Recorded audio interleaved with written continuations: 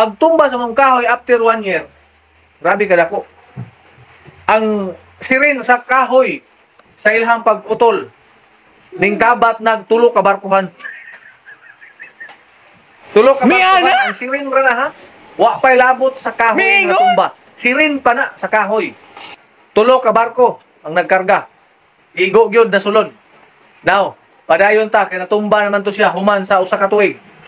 Mayong gabi mga suki natong tig paminaw, mga suki natong tiga tan-aw sa tong nga vlog. Gan salamat sa iyong suporta. Ako doon ako'y istorya ninyo karon. Adun ako'y ihinabi ninyo kabahin sa panghitabo kaniadtong panahon. Kini to nakarelate kaniadtong panahon mga suki. So, ano na istorya sa akong higala? Kini nga istorya tinuod ni nga true story. Tinuod nga true story mga kabakak. Ang nitabo mong gudaan nino nga istorya. Nagkainumdum mo itong gabas nga ana, imo, ako. Kaya siya nga istorya, mga kalikram, mga kabakak. Usa ni katinuod nga panghitabo.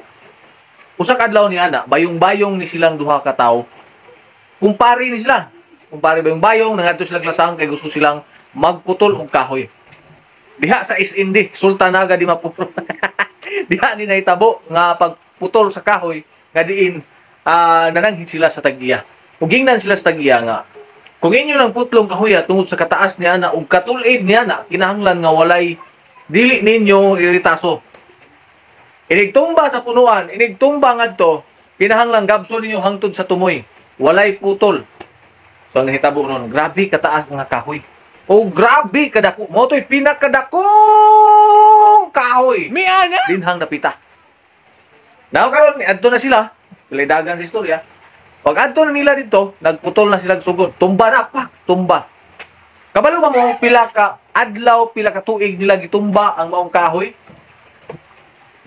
Nahuman sila putol sa maong punuan nga matumba lang. Nahuman sila og usa ka tuig ug tunga. No? Inana kadugay ginakadako ang maong kahoy.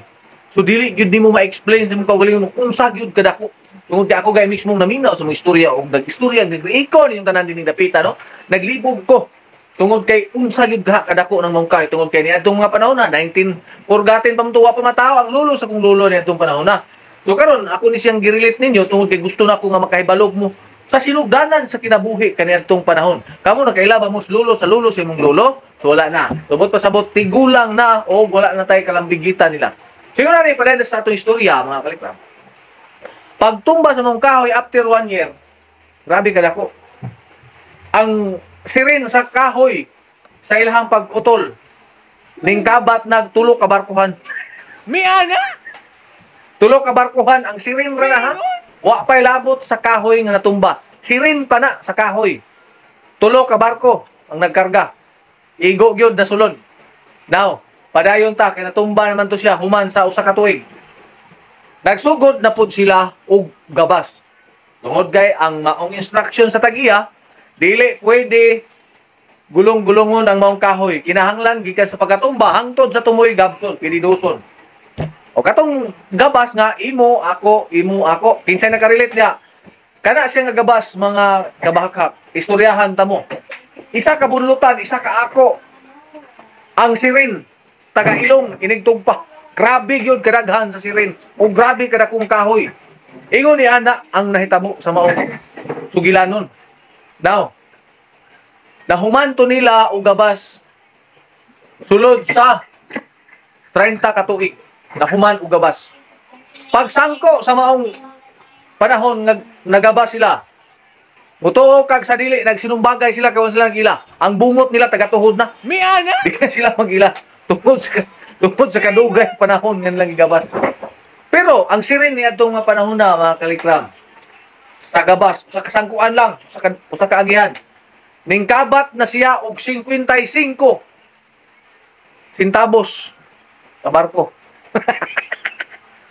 77 kabarko ang gikargahan. Inana karaghan ang sirin. Dayon karon humanam to nagputol, no managabas pero agi gid sila kasi nung bagay.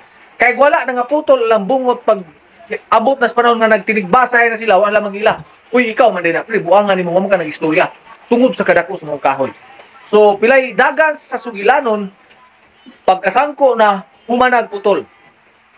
Karon, ang nahitabo, gikarga na nila ang maong kahoy. Kay hire para Cebu to. Biyahe para Cebu. Karon, pagkarga ron sa ang music ba? Pagkarga na ron sa barko, ang ulo sa maong kahoy, ha? Inumdumin ninyo, ha? Ang ulo sa maong kahoy, gikarga na din, usamis. Gikarga na sa barko. Karon, ang tumoy dito pa sa Buanga. Grabe kataas ang maong kahoy. O niya, nag-instruction ang mga kargador nga, kinahanglan nga ang kahoy, ha? Dili gyud ninyo ikurbada. Kay ang mahitabo ni ana, daghan tag mga sapo nga balay ang gibuhat sa mga tao. Dawat-dawat. Hinay mo dawat sa tubigan, nay mo dawat sa mala, nay mo dawat sa kahoyan. Eroplano, truck ug nagalain-lain nga mga transportasyon ang gigamit aron lang gyud mas abot sa Cebu ang maong kahoy. Kay grabe kataas, di matabang. Bisag kung saon. Hangtod karon ang maong kahoy, wa pa nahuman og karga. Sunod episode nato, humno nato nitong karga sa maong kahoy. Bye-bye mga kalikra.